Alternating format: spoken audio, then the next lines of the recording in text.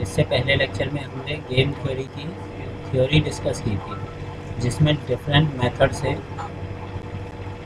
जिन method से हम numerical को सॉल्व करते हैं।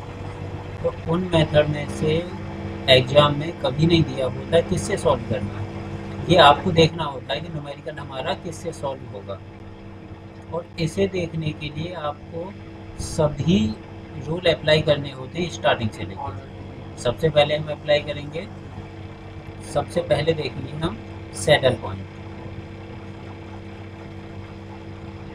सैडल पॉइंट आइडेंटिफाई करेंगे कि इस गिवन मैट्रिक्स में कोई सैडल पॉइंट एग्जिस्ट करता है या नहीं करता है।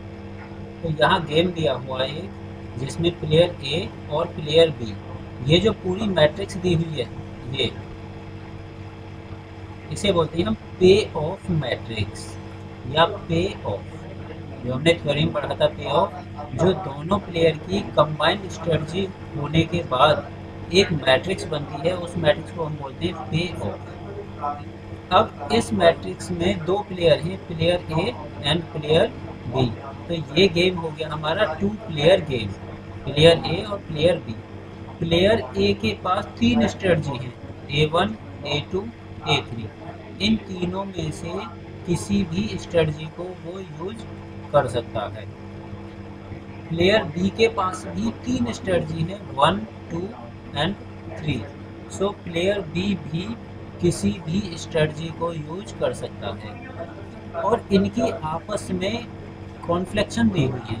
प्लेयर ए फर्स्ट स्ट्रेटजी को यूज करे, प्लेयर बी भी फर्स्ट को यूज करे, तो वो दिया हुआ है 20। प्लेयर ए फर्स्ट को करे 2, प्लेयर बी सेकंड को करे तो 40।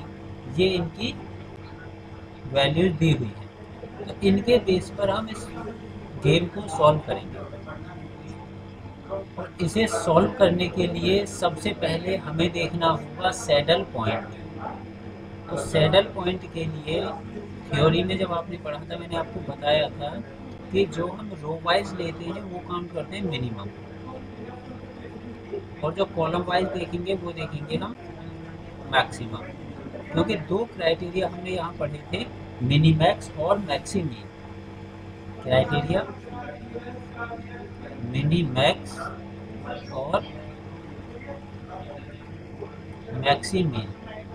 मिनीमैक्स का क्या मतलब है कि मैक्सिमम वैल्यूज में से हम मिनिमम वैल्यू को आइडेंटिफाई करेंगे, और मैक्सिमम का क्या मतलब है, मिनिमम वैल्यूज में से मैक्सिमम वैल्यू को आइडेंटिफाई करेंगे। यानी कि मिनी मैक्स मैक्सिमम में से मिनिमम, और मैक्सिमिन मिनिमम में से मैक्सिमम। तो मिनी मैक्स क्राइटेरिया जो होता है वो हम यूज करते हैं कॉलम के लिए, और जो मैक्सिमम क्राइटेरिया होता है वो हम यूज करते हैं रो के लिए। तो रो वाइज क्या देखेंगे हम, मिनिमम, और कॉलम वाइज क्या देखेंगे हम, मैक्सिमम। तो रो वाइज अगर मिनिमम की बात करें, फर्स्ट रो में जो सबसे मिनिमम वैल्यूज है वो है -80। सेकेंड रो में सबसे मिनिमम वैल्यू -20। थर्ड रो में सबसे मिनिमम वैल्यू 20। तो हमने रो वाइज मिनिमम यहाँ देखा। अब कॉलम वाइज मैक्सिमम देखो, फर्स्ट कॉलम में मैक्सिमम 90, सेकंड कॉलम में मैक्सिमम 40, थर्ड कॉलम में मैक्सिमम 50। अब इन मैक्सिमम में से हमें क्या देखना है, फिर मिनिमम। इन मैक्सिमम से मिनिमम क्या है हमारा, 40, और इन मिनिमम में से हमें आइडेंटिफाई करना है मैक्सिमम। तो मैक्सिमम क्या है, 20।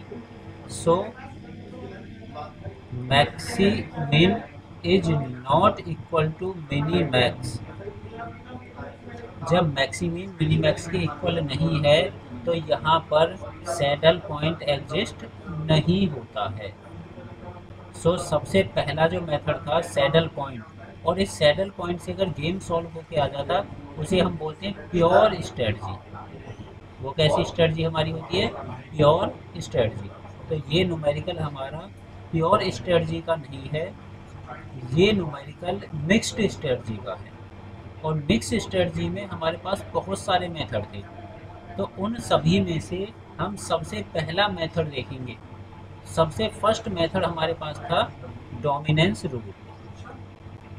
तो फर्स्ट मेथड हो गया मिक्स स्ट्रेटजी में।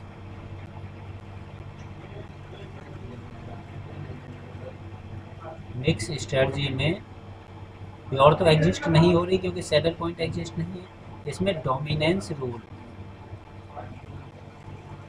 डोमिनेंस रूल, डोमिनेंस रूल में क्या होता है कि आपकी जो मैट्रिक्स होती है, हम उस मैट्रिक्स को डोमिनेट करते हैं, उस मैट्रिक्स को हम रिड्यूस करते हैं 2/2 या 2/3 या 3/2, जिस किसी में भी हम उसे रिड्यूस कर सकते हैं। तो डोमिनेंस रूल में ये करते हैं कि रो वाइज या कॉलम वाइज हम कंपेयर करते हैं एलिमेंट्स को। जो हमारे यहाँ एलिमेंट्स दिए हुए हैं, इन एलिमेंट्स को हम कंपेयर करेंगे और वो कंपैरिजन हमारा रो वाइज और कॉलम वाइज कैसे भी हो सकता है। अब रो और कॉलम में आइडेंटिफाई कैसे करेंगे हम, कौन सी रो डोमिनेट होगी, कौन सी रो डोमिनेट नहीं होगी। तो इसमें हमें जब हमने थ्योरी पढ़ी थी तो हमने देखा था कि अगर हम डोमिनेंस रूल रो वाइज देखते हैं, row wise,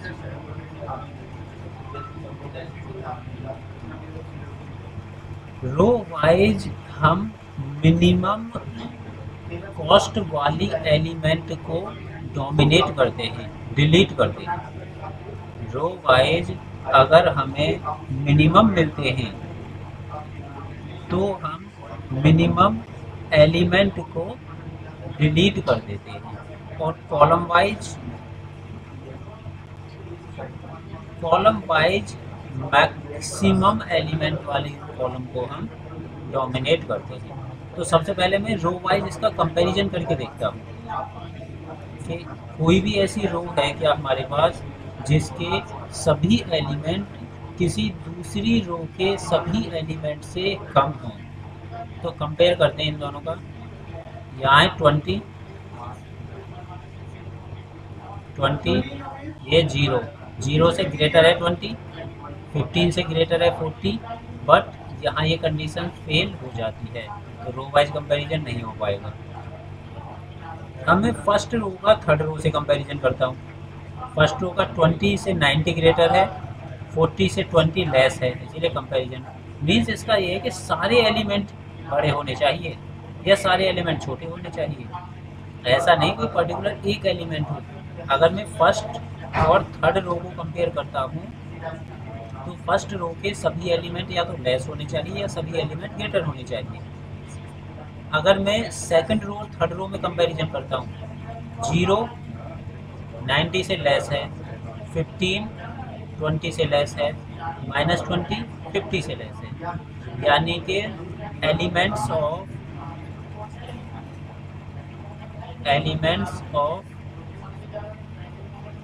row second is less than और equal to elements of row third के सभी एलिमेंट से रो सेकंड के सभी एलिमेंट कम हैं, इसीलिए मिनिमम एलिमेंट वाली जो रो होगी वो हमारी डिलीट हो जाएगी, डोमिनेट हो जाएगी।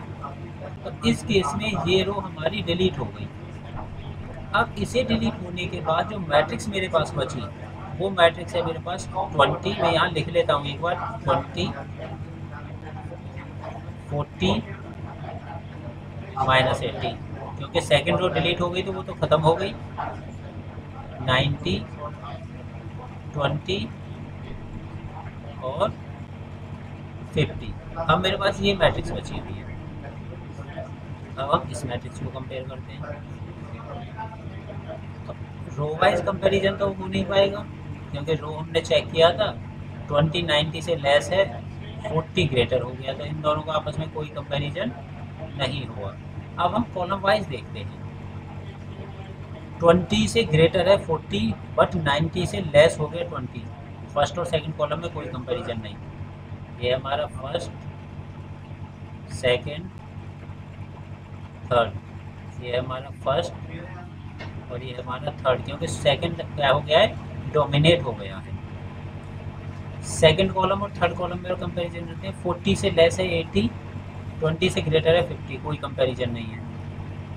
यहाँ करते हैं 20 से फर्स्ट और थर्ड में 20 से लेस है 80 और 90 से लेस है 50। सो कॉलम फर्स्ट के सभी एलिमेंट कॉलम थर्ड से ग्रेटर या इक्वल हैं। इसीलिए कॉलम में कौन सा डिलीट होगा, मैक्सिमम वाला। इसीलिए column 1 is dominated, column 1 is dominated या डिलीटेड। जब कॉलम 1 डिलीट हो गया तो मैट्रिक्स क्या बची आपके पास, 40 माइनस 80 20 50, ये बच गया आपके पास। अब फिर से कंपैरिजन करो। ये हमारा है कॉलम नंबर सेकंड और ये हमारा है कॉलम नंबर थर्ड। ये हमारा है रो नंबर फर्स्ट और ये हमारा है रो नंबर थर्ड। अब इसमें कोई कंपैरिजन नहीं हो रहा, ना तो रो कोई डोमिनेट हो रही है, ना ही कॉलम कोई डोमिनेट हो रहा है। जब कोई भी रो या कोई भी कॉलम डोमिनेट नहीं होती है या डिलीट नहीं होती है, इसके बाद डोमिनेंस रूल यहाँ ख़त्म हो जाता है।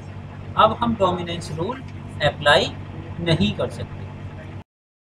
इस 2x2 की मैट्रिक्स में अब हम प्रोबेबिलिटी और वैल्यू ऑफ गेन कैलकुलेट करेंगे। तो प्रोबेबिलिटी निकालने के लिए अगर हम पहली रो का डिफरेंस देखें 120, जो कि लिखा जाएगा सेकंड रो में। सेकंड रो का डिफरेंस 30 लिखा जाएगा जो कि फर्स्ट रो में। फर्स्ट कॉलम का डिफरेंस 20 सेकंड कॉलम में, और सेकंड कॉलम का डिफरेंस 130 फर्स्ट कॉलम में। अगर यहाँ देखें इन दोनों का सम 150, इन दोनों का सम 150, तो टोटल सम 150 आ रहा है दोनों का, इसका मतलब सही है। इसकी प्रोबेबिलिटी की बात करें 30 डिवाइड बाई टोटल सम 150। इसकी प्रोबेबिलिटी की बात करें 120 डिवाइड बाई 150। इसकी प्रोबेबिलिटी 130 डिवाइड बाई 150। इसकी प्रोबेबिलिटी 20 डिवाइड बाई 150। तो इन सभी की प्रोबेबिलिटी यहाँ कैलकुलेट हो गई। अब अगर दोनों प्लेयर की अलग अलग प्रोबेबिलिटी की बात करें, प्लेयर ए हम स्टार्टिंग में अगर देखते हैं, ये हमारा प्लेयर ए था फर्स्ट सेकंड थर्ड। यहाँ फर्स्ट है जिसकी प्रोबेबिलिटी आई है आपकी 30/150। प्लेयर सेकंड एग्जिस्ट नहीं हो रहा इस फाइनल मैट्रिक्स में। प्लेयर थर्ड की 120 divide by 150। And player B की अगर बात करें, प्लेयर बी का फर्स्ट एग्जिस्ट नहीं हो रहा, तो फर्स्ट की 0, सेकंड की प्रोबेबिलिटी आई 130/150 और थर्ड की probability I 20 divide by 150। So player A और प्लेयर बी की स्ट्रेटजी यहाँ पर कैलकुलेट हो गई। अब स्ट्रेटजी कैलकुलेट होने के बाद अगर हम बात करें value of game V, value of game calculate करने में इन दोनों का मल्टीप्लिकेशन 40 × 50 माइनस इन दोनों का मल्टीप्लिकेशन 20 × -80 डिवाइडेड बाई इन दोनों का सम 40 + 50 माइनस इन दोनों का सम 20 + -80। सो ये हो जाएगा 550 × 40 2000 माइनस और माइनस हो जाएगा प्लस 1600 डिवाइड बाई इन दोनों का सम 90 माइनस माइनस प्लस इन दोनों का सम 60।